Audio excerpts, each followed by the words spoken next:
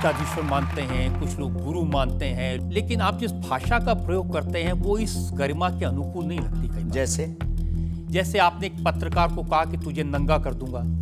अगर कोई भगवान को गाली बके और हम उसको श्रीमान जी कहें, स्वामी जी कहें, भगवान कहें, तो हमें तो नहीं लगता कि वो बिनय ना मानत जलद जड़ गए 3 दिन बीत और बोले राम सकोप तब भय बिन हो ये ना।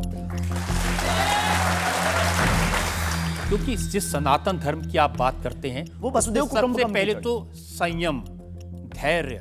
लेकिन कब तक धैर्य, कब तक संयम? राम की यात्रा पर कब तक पत्थर सहेंगे? पालघर के संतों को बर्बरता के साथ मारा जाता है, कब तक सहेंगे? एक दिन भगवान का भी धैर्य खो गया था और उन्होंने भी बाण मार करके समुद्र को सुखा दिया था और रावण का दमन कर दिया था। और एक बात हम आपकी अदालत में बोल देते हैं, सनातन के लिए अगर हमारे प्राण जाते हों और अगर लोगों की दृष्टि में हम असंयमित हैं तो ये हमें बने रहे। इतने अहिंसा के पक्कर हैं आप।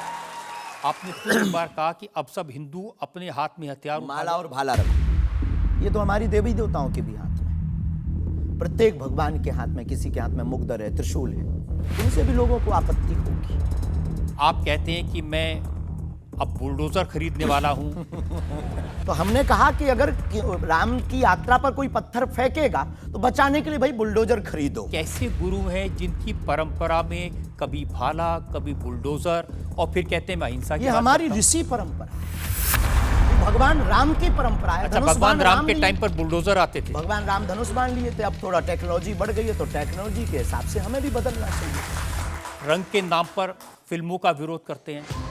आपने कहा कि ये फिल्म नहीं चलने देंगे। हम सिर्फ सनातन के विरोधी से हमारा विरोध है, वो किसी भी बिरादरी या समुदाय या समाज का, चाहे भले ही क्यों। देखिए, आपको ये भी समझना होगा, जिस फिल्म का आप इतना विरोध कर रहे थे, जिसको आप कह रहे थे कि लोग देखने ना जाएं, उसको करोड़ों ने देखा और वो लोग सुपरहिट फिल्म हुई।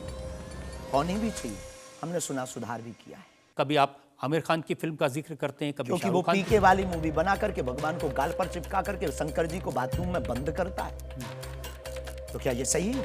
जिनके प्रति हमारी आस्था है उनके साथ ऐसा मजाक किया जाए, भगवान के साथ खिलवाड़ किया जाए, क्या ये सही है? और उसकी बात बोलना अगर विरोध है तो हम मरते दम तक विरोध करें।